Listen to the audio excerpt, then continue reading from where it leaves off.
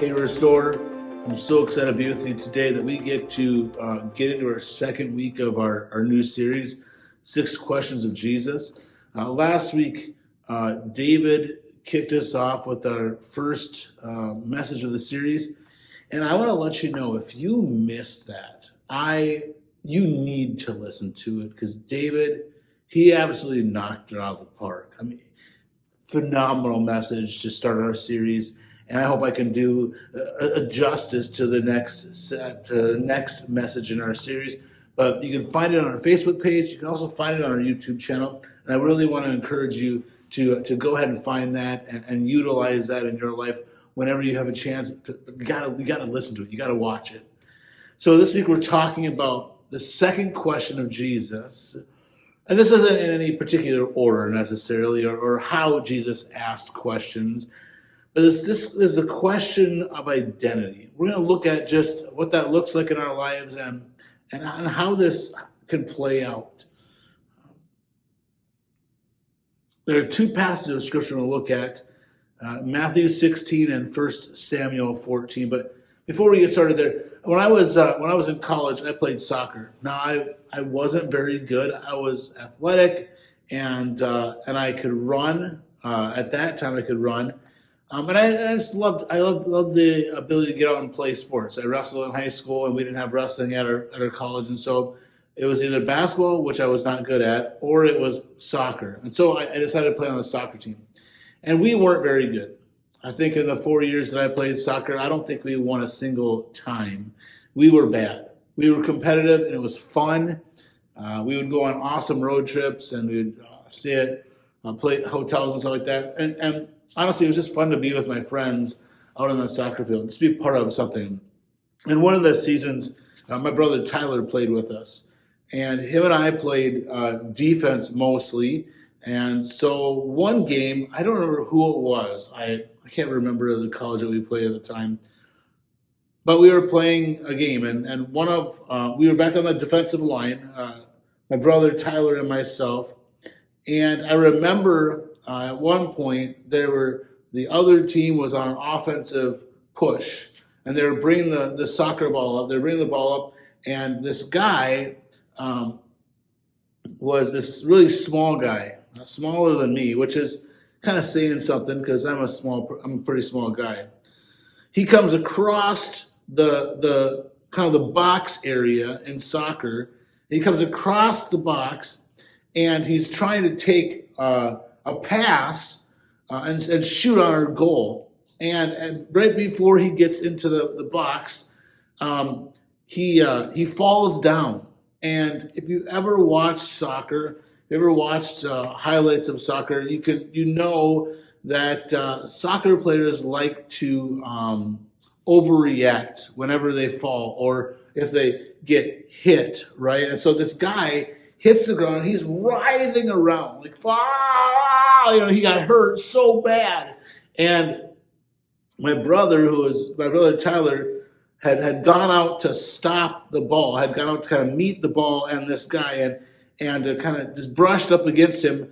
And the guy fell down just outside of the penalty box, thankfully, and fell on the ground. And the referee came over and blew the whistle, and it was a penalty on my brother. And they got the ball right there.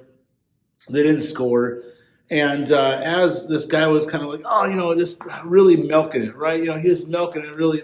He gets up, and my brother kind of walked over to him. And my brother Tyler is never usually this bold in how he talked, but I think he was upset that he had been called for this foul in which he didn't really do anything.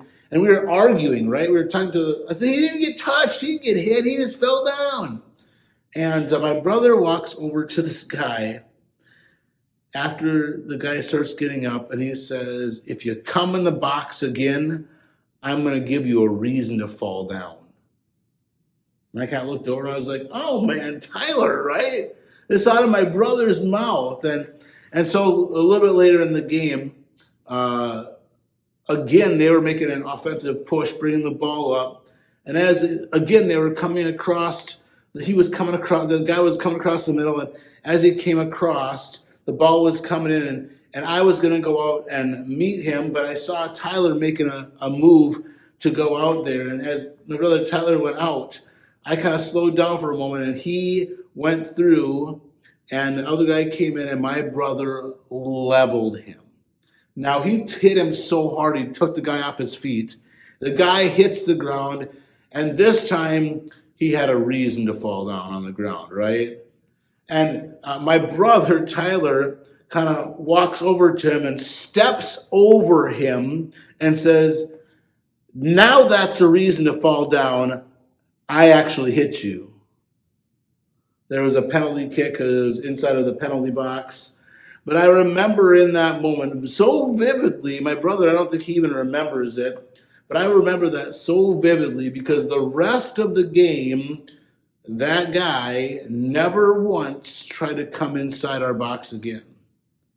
He never once had the courage or the strength to kind of come across the box again. And actually, other of their players tended to stay clear of the middle again because I think they were afraid of the enforcer, my brother, right?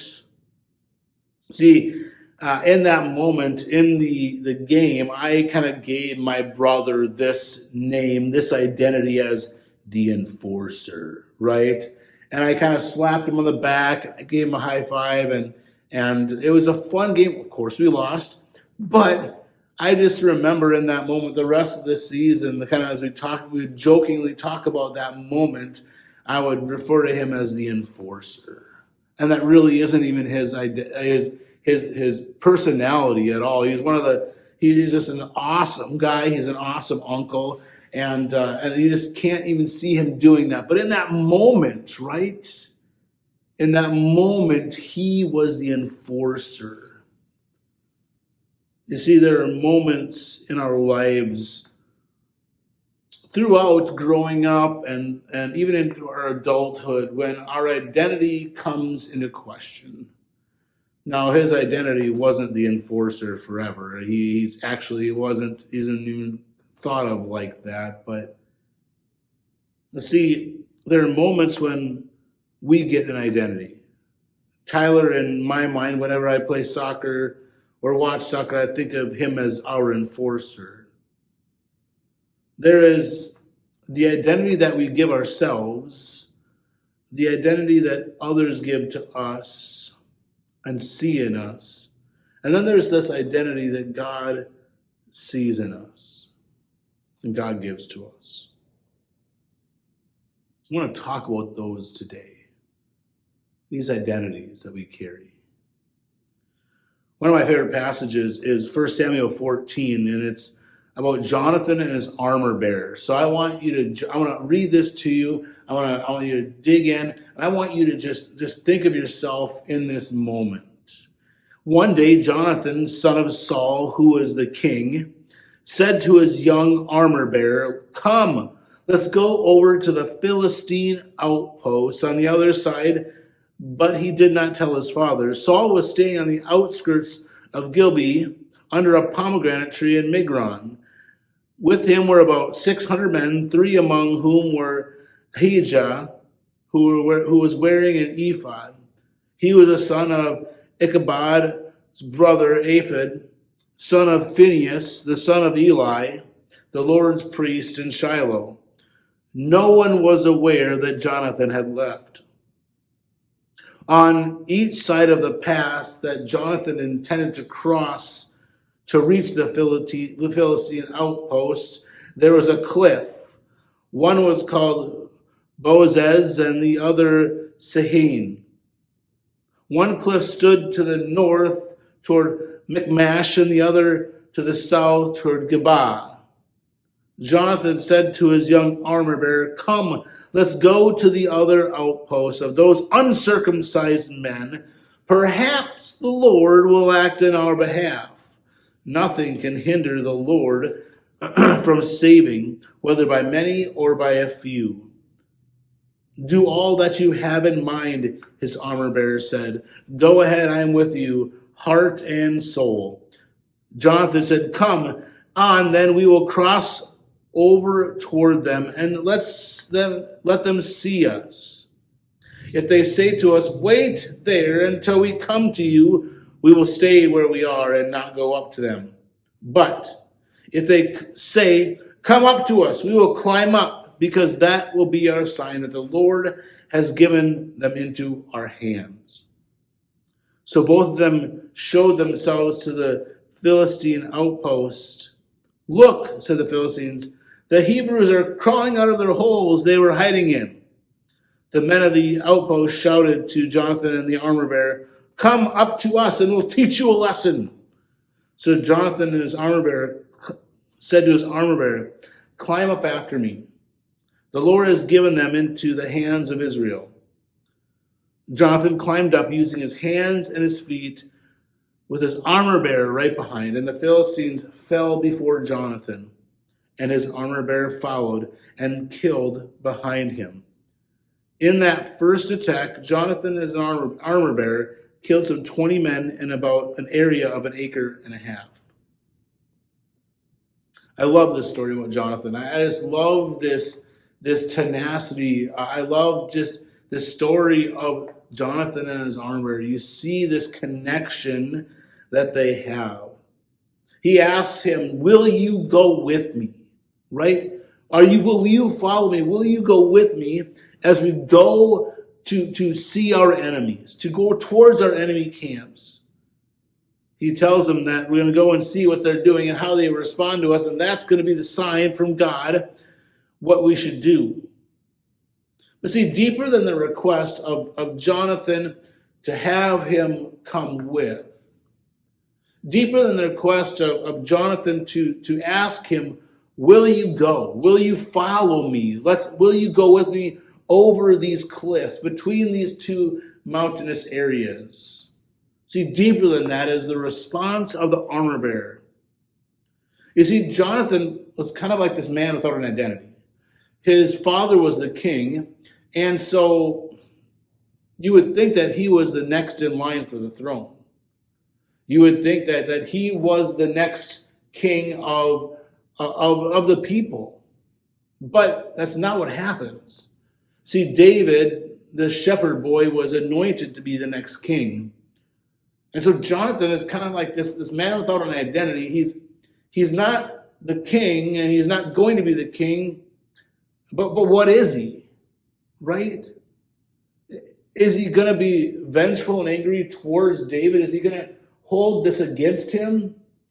You see, that's not really what happens. This amazing relationship has developed between Jonathan and David, and it shares in the scriptures how they were closer than brothers, how they were tight, right? And repeatedly, Jonathan has saved David's life.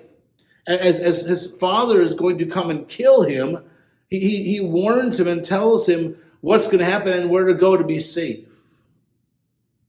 See, Jonathan, in this guy, this man that should have been without an identity, who should have had this identity crisis, who should have been angry, who could have had all the reason in the world to be angry and have hatred towards God and towards David, doesn't. See, this amazing moment that Jonathan asks of him. See, he says essentially, "Will you place your life in my hands?" It really is this "do you trust me" moment between Jonathan and the armor bearer. See, one of the greatest moments in a society is when we go and we are looking for our identity. And on different generations, different cultures have ways of finding out who you are, right? For generations and generations, there have been people working things out in their life and working out in who am I, and do I have something to offer to the people around me? In the Amish community, there's this 3-year phase of their life called Rumspringa, and in this moment, they have a chance to go out and into the world outside of the Amish community and see who they are, right? They go out and see is that what I want? Is that the identity I want to have and the life I want to have? Or am I going to come back home and take on this role and this life, this identity that my family has created? See, in my life, I never had a Rumspringa, but I have had these seasons of life growing up as a teen and as a young adult, trying to see is my faith, the faith of my family that they kind of helped establish in my life? Or am I going to go towards something different?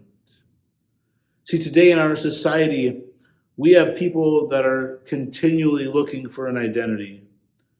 In the past, there is this idea that true self, true identity, that you just had to be true to yourself, right? That's how you found out who you were, was being true to who you are. Recently, there's this new kind of construct, this new idea that identity is different than that. In the book Control by Sharon Hodde Miller, she shares from the philosopher Charles Taylor, who coined the term therapeutic self, in which people are to look within at our desires, especially our sexual ones, and then determine who we are. See, not allowing anyone else to validate or define us or make us feel guilty. See, in essence, Sharon shares that the therapeutic self defines identity as whatever makes you happy. This idea of therapeutic self just says, look inside you. Does it make you happy? That's who you are. See, Tim Keller, the theologian, shares that there's two problems with this. The first one is that our inner feelings and desires are unstable. Duh. And when I read that, I was sitting in my office and I said, well, of course. I mean, my feelings and desires have changed. I mean, I look back to who I was as a teen, and I kind of laugh sometimes at kind of who I was trying to be at times and who I thought I was, and the desires and feelings that I was going through then are completely different than today. And even looking back to the last 10 years and 15 years, there's a big difference between that person and this person today. So even now, I know that my emotions at times can go up and down. Things that I consider massively important are no longer there. And secondly, Tim Keller shares that the therapeutic self is performative. That you need to show it in order to prove it. Often you hear the phrase maybe around you, pics or it didn't happen, right? Another phrase that we say is Facebook official, right? That relationships or changes in your life, they didn't actually happen until it became Facebook official. The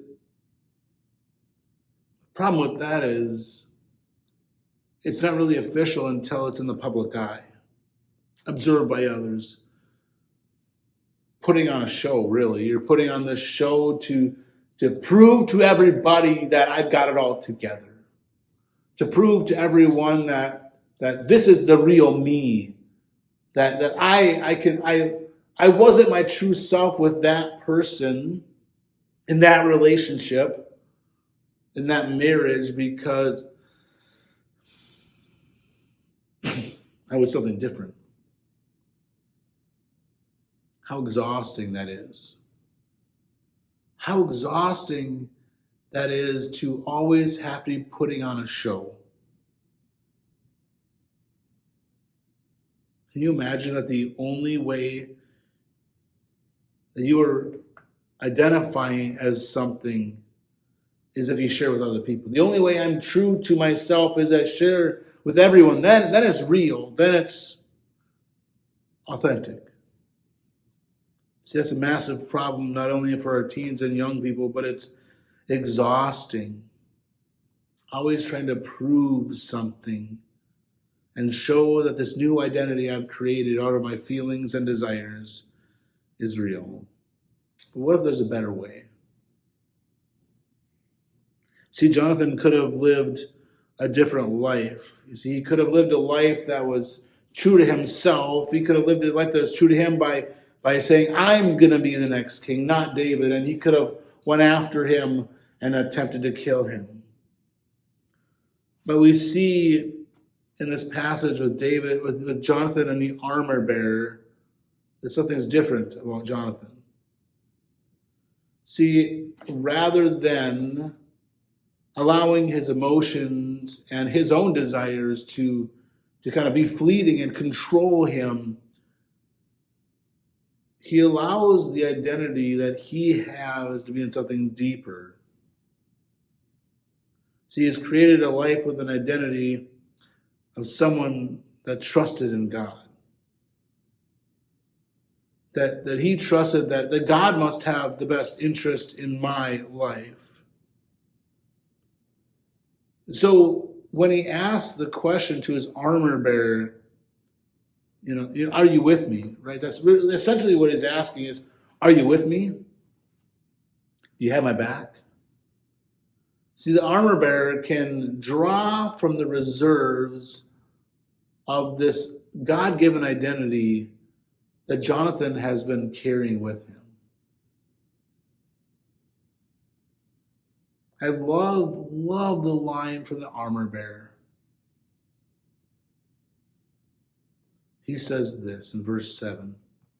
Do all that you have in mind. Go ahead. I am with you, heart and soul.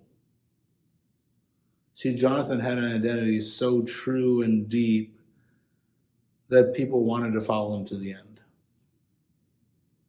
See, this identity that he had in his life was not based on his feelings and emotions. It was based on something deeper. It was based on who God saw him as.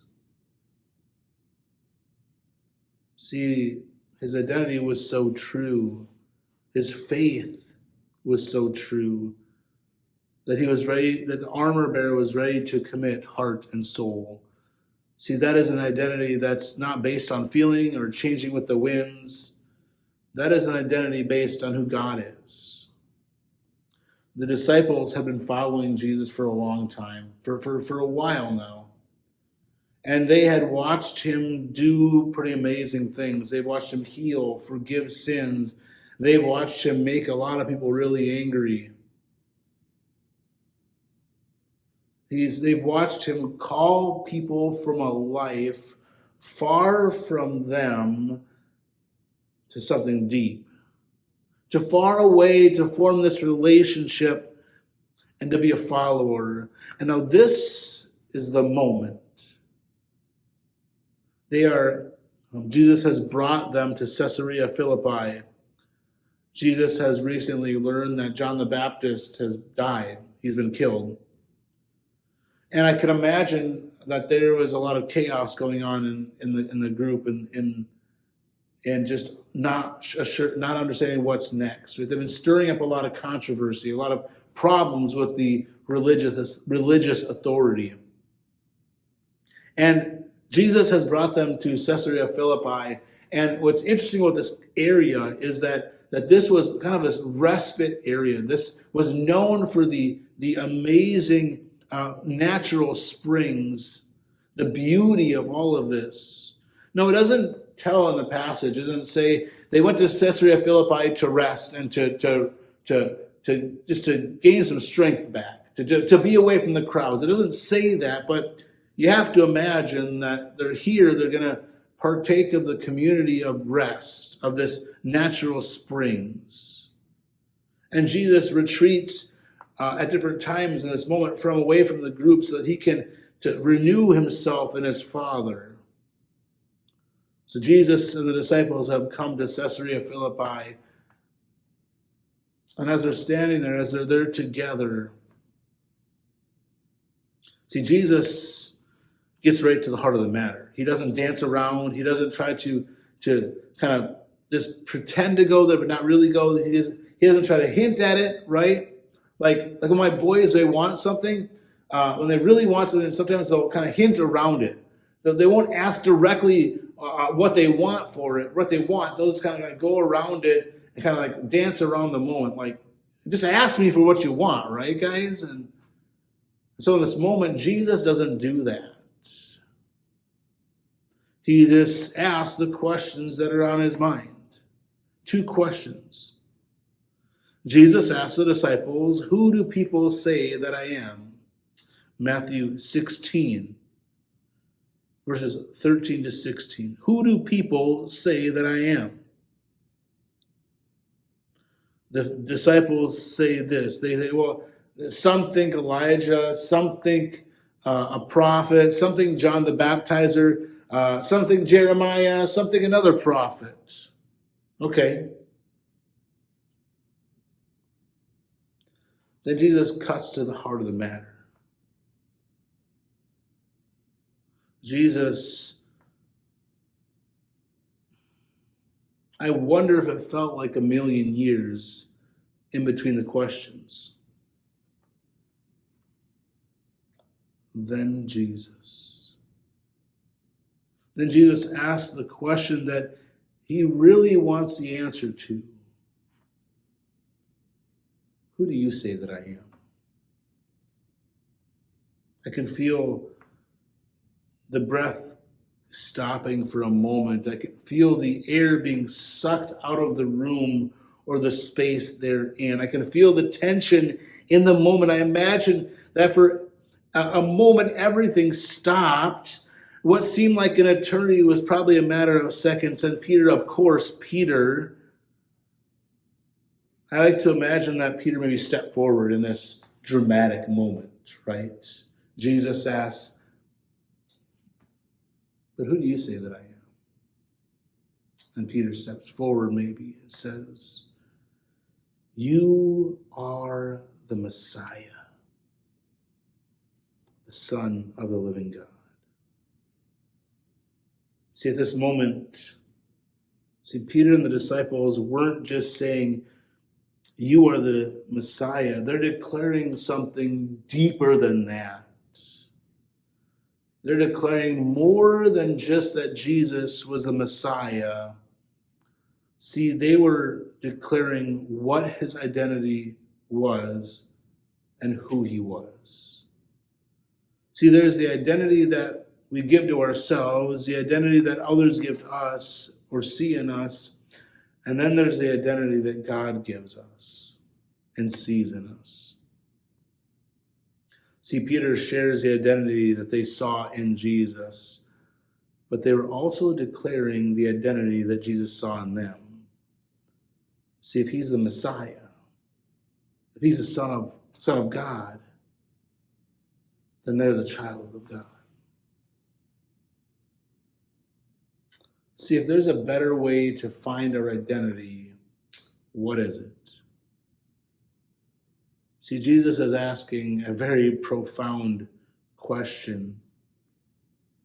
See, he asked them who he is.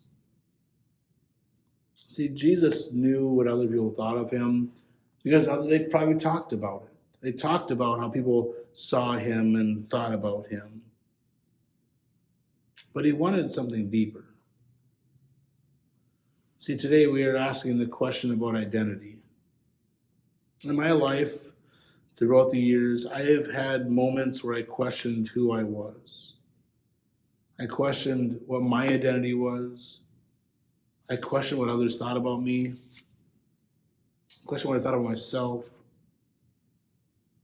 See, the lies from the enemy told me that I was not worthy of being seen by God as anything other than a failure. Many of us have been there. Maybe we've had a big life change, and who we had always been thought of, right? Who we always saw ourselves as was suddenly gone. See, when we look to someone or something other than Christ for our identity, it's a losing battle. See, when we look to the things around us, it's exhausting. It's exhausting chasing the next thing. That when our emotions and our happiness changes, that we move to the next identity, right? That it's almost like wearing a hat. That the hat that I wear today is not the hat that I'm going to wear in another month or another 2 months or a few years. How exhausting is that? I'm tired just feeling the weight of that, the weight of being the one to find out my identity, to chase that down. See, Jesus asks of us, he's asking you today, who do you say that I am? Because see, that matters. It matters who you think Jesus is. Because if you think he's just a guy out there that did a lot of good things, how do you place your identity in that? There's a lot of good people doing a lot of great things. Who do you say that I am? See, for me, when I made the declaration in my life that he was the Messiah, the one, it changed everything. And for a lot of you that have made that declaration, sometimes we need to remake that declaration that you are the Messiah, the Son of God.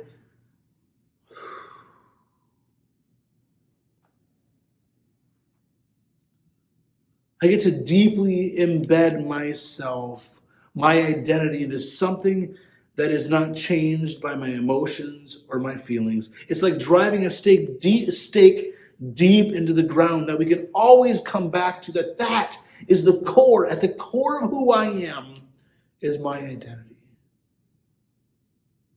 That no matter what I go through, no matter the ups or downs, the highs or lows of life, I know that my identity is I am a child of God. I am loved deeply by my Savior. In my conversations with many of you, you have shared during the last 2 or 3 years, there have been these life-shaking moments that the only thing that kept you going was knowing whose you were and are. You see, when I know who God is, I can know how God sees me. And if I know how God sees me, I can know how to see myself. See, Jesus wasn't just asking them who he was asking them who they were. See, Jonathan's on his armor bearer, Jonathan asked him, "Are you with me?" Right? See, and this man knew Jonathan to his core. He had protected his back. He had carried his armor. He had carried his shield. See, he knew that he loved and feared God. He knew his identity wasn't in the person that missed out on being king. And so he could answer him with confidence, "I am with you, heart and soul." I have only told the very few people in my life that I am with them heart and soul. That no matter the circumstances, I know deep down my identity is in Christ, and so I can be with you heart and soul. Who you are matters, and whose you are matters. See, I believe that Jesus asks of us, "Who do you say that I am, and are you with me?" See, my response has been and is, "You are the Messiah." See, Jesus, I know who you are. You are the Messiah, the Son of the living God, and I am with you heart and soul. See, our identity, if you are a follower of Jesus, is deeply embedded in something that will not change. See, who God is doesn't change on our emotions, doesn't change on the whim of the blowing of the tide. It is a firm foundation that we can stand with 2 feet on. So today I'm asking you, who do you say that Jesus is? Who do you say that he is? Because that matters to your identity. See, it matters because it matters how you see yourself. See, when you put your faith in Jesus, when you believe that he is the Messiah, see, it matters how you look at yourself, because I look at myself as a child of God. And see, it matters how other people see me, because other people see me as someone that has a faith that is strong, that is sturdy, and that I'm not going to be rocked. And it matters how God sees me. You see, God sees me as his child. You see, God sees me as his beloved, that even when people will say things and do things that are contrary to who God is, I know that he knows who I am. So today I want to challenge you.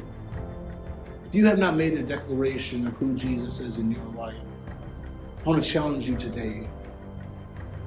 Who do you say that Jesus is? See, if he's the Messiah, if you believe he's more than just a good guy, a philosopher, a prophet, will you answer Jesus when he asks you, are you with me? Will you follow me? Because that's what he asks us today and every day. Will you follow me today? See, my answer is I am with you, heart and soul.